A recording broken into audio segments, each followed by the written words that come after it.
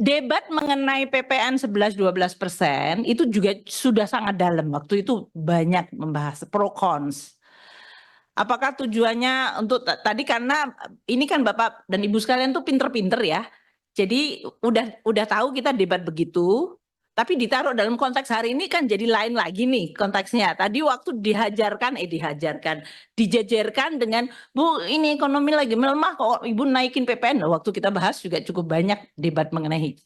Tapi counter cyclical tetap kita jaga Bu Anies, karena itu adalah keinginan kita. Nah, Pak Khalid tadi menyampaikan yang PPN 12% dengan pada saat yang sama ada tarif pajak yang boleh mendapatkan 5, 7, apalagi bahkan bisa dibebaskan, dienolkan yang tadi. Yang disampaikan oleh beberapa bapak-bapak yang lain tadi mengenai sebetulnya ada loh dan memang banyak. Kalau kita hitung nanti teman-teman pajak, Pak Anggito atau Pak Suryo, Pak Yon di sini yang ngitung-ngitung banyak sekali. Bisa menyampaikan secara detail exemption atau fasilitas untuk dienolkan atau dibebaskan atau mendapatkan tarif lebih rendah 5-7% itu ada di dalam aturan-aturan tersebut. Saya setuju Bapak dan Ibu sekalian bahwa kita perlu untuk banyak memberikan penjelasan kepada masyarakat. Artinya meskipun kita membuat policy mengenai perpajakan termasuk PPN ini bukannya membabi buta dan seolah-olah tidak punya afirmasi atau perhatian terhadap beberapa sektor-sektor seperti kesehatan, pendidikan, dan bahkan makanan pokok waktu itu termasuk. Debatnya cukup panjang di sini. Jadi nanti kami akan sampaikan. Jadi di sini kami sudah membahas bersama Bapak Ibu sekalian, sudah ada undang-undangnya. Kita perlu untuk menyiapkan agar itu bisa dijalankan tapi dengan tadi penjelasan yang baik sehingga kita tetap bisa bukannya membabi buta, tapi APBN memang harus terus dijaga kesehatannya. Namun pada saat yang lain, APBN itu harus berfungsi dan mampu merespon seperti yang kita lihat dalam episode-episode seperti waktu Global Financial Crisis, waktu terjadinya pandemi, itu kita gunakan APBN. Saya rasa itu mungkin yang overview yang besar sekali yang saya ingin sampaikan. Ya. Sebelum ganti topik Bu, karena Ibu masih tadi soal pajak dan tax ratio, saya ingin penegasan nih Bu. Tax ratio 23% itu masih jadi acuan atau tidak Bu? Aspirasi kan tetap Bapak. Kalau kita mengatakan bahwa Indonesia dianggap tax rasionya paling rendah di ASEAN, kan itu bukan sesuatu yang membanggakan kita Pak.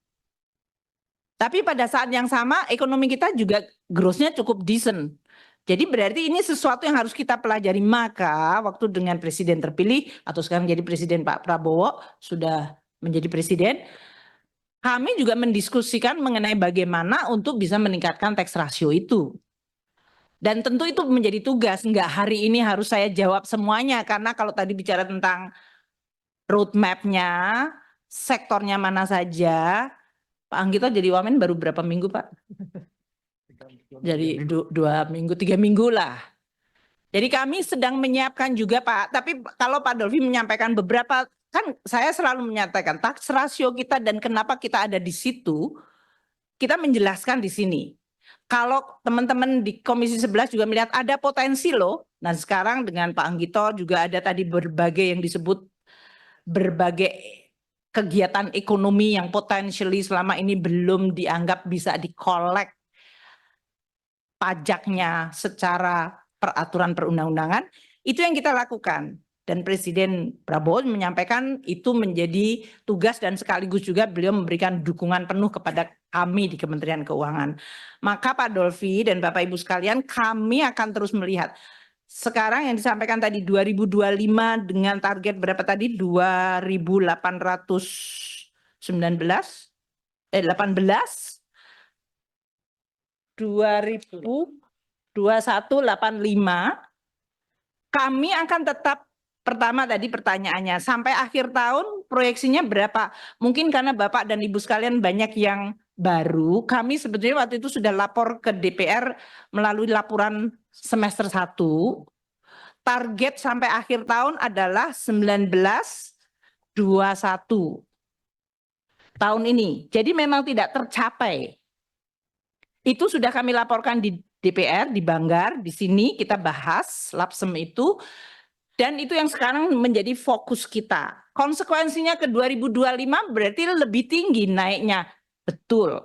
Dan itulah yang sedang kita sekarang siapkan. Makanya Pak Anggito sekarang bekerja siang malam, nggak pakai libur untuk membuat ini dan nanti kita akan sampaikan.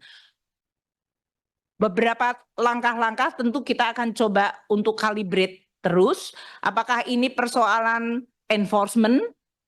Apakah ini masalah kapasitas dari teman-teman di pajak? Apakah ini masalah kebocoran? Apakah ini masalah database? Karena Pak Melki tadi walaupun beliau nggak ada, kita sudah punya AEOI, Automatic Exchange of Information. Kita sudah punya juga akses informasi kepada berbagai lembaga di dalam negeri. Kita sudah melakukan tax amnesty. Jadi ini semuanya yang sekarang dipakai untuk kami melakukan langkah-langkah yang legitimate. Moga-moga nggak membabi buta, walaupun tadi disampaikan membabi buta. Kalau ada yang merasa membabi buta, tolong sampaikan ke kami, Bapak. Pokoknya Bapak-bapak dan Ibu kan punya telinga dan mata di lapangan. Jadi kalau ada yang komplain, saya nggak ada apa-apa kok, saya dapat surat cinta yang nggak jelas gitu, SP2DK tadi. Monggo. Karena memang Bapak dan Ibu sekalian kan memang menjadi wakil rakyat yang harus menampung itu. Saya harap tidak membabi buta. Nanti saya tanya Pak Suryo dan Pak Anggito untuk ngawasi. Tapi kira-kira nanti kita akan lihat. Tapi itu yang kita coba lakukan. Sehingga kami akan bisa melakukan tugas sesuai undang-undang, mandat. Namun pada saat yang sama kami juga tetap waspada terhadap perekonomian. Mungkin itu untuk growth 8%, Bapak dan Ibu sekalian. Download Tribun X sekarang, menghadirkan lokal menjadi Indonesia.